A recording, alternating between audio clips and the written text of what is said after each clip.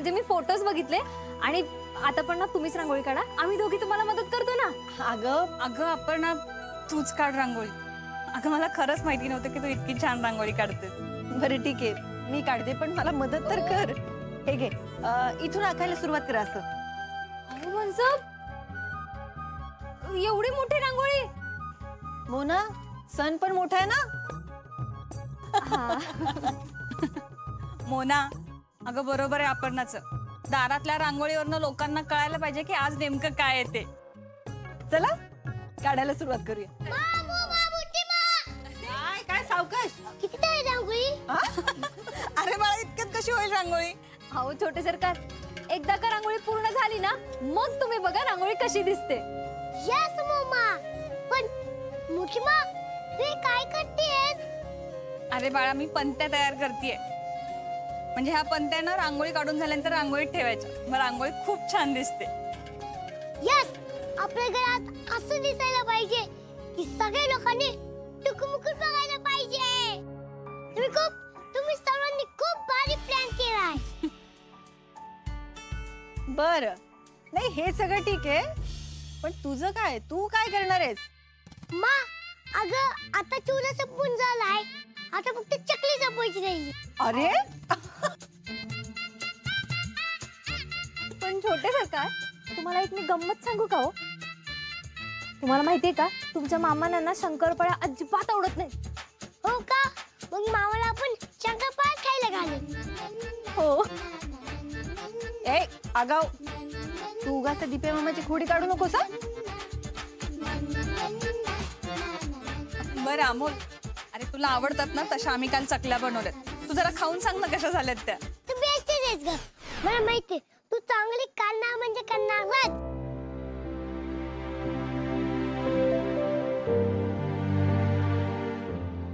अरे अमोल, हा? तुझ्या मानीच सगळं केले, आम्ही फक्त तिला मदत केली।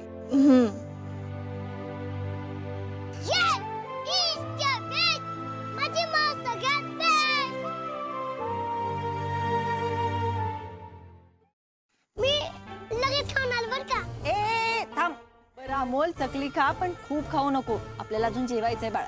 हो मा, हो।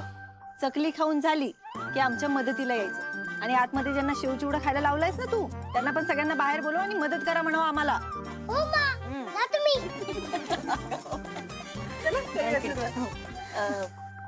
रांगोळी पूर्ण झाली तर पणत्या लावायला।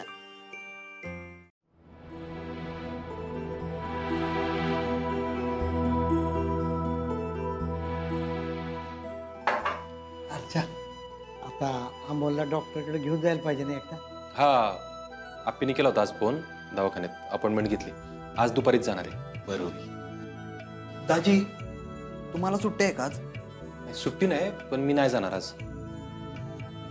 दाजी, अहो पण याच झालं, पुढं काय करणार आहे तुम्ही कामाचं? दाजी, आम्हाला सगळ्यात जास्त गरज आता तुमची आहे, आणि त्याला जर मानसिकरित्या खचून द्यायचं नसेल ना, तर आपण सगळ्यांनी त्याच्याबरोबर असलं पाहिजे। नाही ते आत्ता आहे ना, फक्त अमोलची ट्रीटमेंट सुरू होते, बाकी कामाचं कसं काय करायचं ते आप्पी आणि मी बोलतो, अजून तसं बोलणं झालं नाही आमचं। अरे अर्जा, आतापर्यंत तुम्ही काहीतरी ठरवून ठेवायला पाहिजे होतं ना। ठरवायचंय काय त्यामध्ये? मी काय रजा टाकली की मला सुट्टी मिळून जाईल? आप्पीच्या मागं जबाबदार आहेत ना, काम तिचं जास्त महत्वाचं आहे जरा। बघू तरी, तिच्याशी बोलल्यावर कळेल ती काय करणार आहे ते। हा, कसं आहे अर्जुन, आप्याच्या पण कामाची गडबड चालू असणार, तुझ्यावर कामाची जबाबदारी आहे, पण ह्या सगळ्यात तुम्ही दोघं घरी असावं असं वाटतंय मला। तुमचं म्हणणं कळतंय मला बापू, बघू आम्ही घरी राहण्याचा प्रयत्न करतो। अरे, तुम्ही सगळे इथे काय करताय? अरे तुम्हाला माने बोलवलंय। अरे का बरं? ती माँ चांगली ना, तुम्ही चला बरं लवकर। बरं चला चला भांजे। अर्जुन, विनायकराव, हा हा, अर्जा थांब की व्हायचं। चला की, आप्पीने बोलवलं ना सगळ्यांना। हा, पण मला जरा बोलायचं होतं तुझ्याशी। बोला। म्हणजे तुझा राग मी समजू शकतो, पर स्वप्नील आणि रुपाली दोघं चुकलेतच, मान्यच आहे आम्हाला, पर आपल्या अमोलच्या आनंदासाठी त्यांची एवढी चूक पोटात घालणार। कसं आहे अर्जुन, अमोल आजारी असताना घरात वाद कलह नको आहेत, थोडं आनंदाचं वातावरण राहू दे. हा म्हणजे अमोलच्या बाबतीत आपण सगळेच चुकलोय, पण आपण सगळे मिळून त्याला बरं करण्यासाठी हातभार लावूया की. आता मी काय ठरवून रागवत नाही हो कोणा. ठीक आहे, तुमचं म्हणणं पटतंय मला. आत्ता घरात वाद नकोत. मी प्रयत्न करील तुम्ही म्हणताय तसं वागायचं. चल.